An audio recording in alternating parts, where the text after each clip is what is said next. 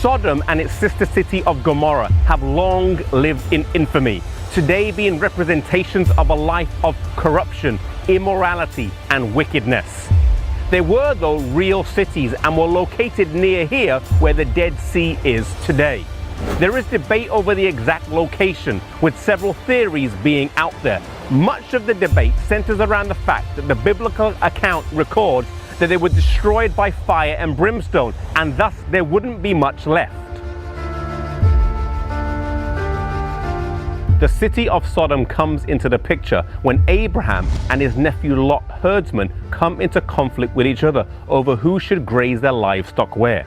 Rather than perpetuate the strife, they agree to separate, and Lot chooses the plains of Jordan and pitches his tents close to the city of Sodom, a decision he would no doubt later regret due to the disastrous consequences it would have on his family. Sodom would have been destroyed earlier had it not been for the intervention of Abraham. In Genesis 18 is recorded a dialogue between God and Abraham where he asks him if he will save the city if he can find 50 righteous people. God agrees.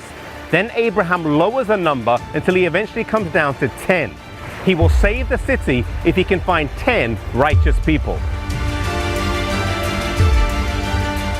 Genesis 19 begins by saying that Lot saw and welcomed 2 angels into his house in Sodom. Due to the depravity of the men living in Sodom, when they saw them come into the city and go into his house, they wanted to act in a sexually immoral way with them. Lot courageously refuses this request, but then offers them his daughters. They won't back down, and the angel comes down and strikes these men with blindness and rescues Lot.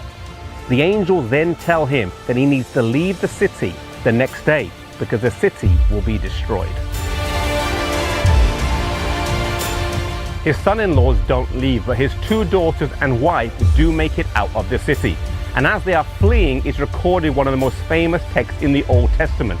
Verse 26 says, "But Lot's wife looked back behind him, and she became a pillar of salt."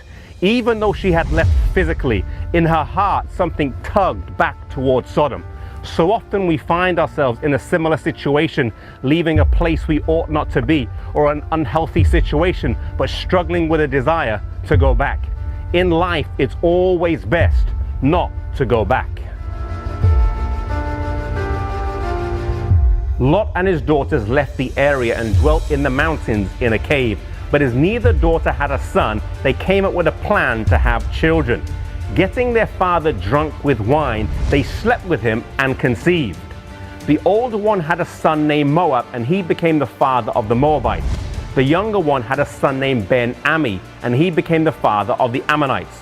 Both the Moabites and the Ammonites dwelt on the east side of the Jordan and were long-time foes of the Israelites.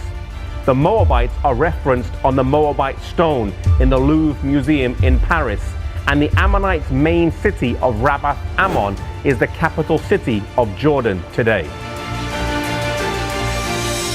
The story of Lot is a sad one. His wife dies due to her love of life in Sodom. His daughters deceive and have illegitimate children with him that caused numerous problems for the children of Israel over the years. All of this, it could be argued, goes back to his decision to pitch his tents toward Sodom. Somehow he went from having a tent outside the city to having a house inside the city, and it had disastrous consequences for his family. Satan knows that he doesn't have to get us to do the worst thing out there, but he can seduce us step by step down a path of destruction if we are not watchful and careful. May we be mindful and vigilant that we don't open the door to unnecessary temptations that lead us or our families away from God.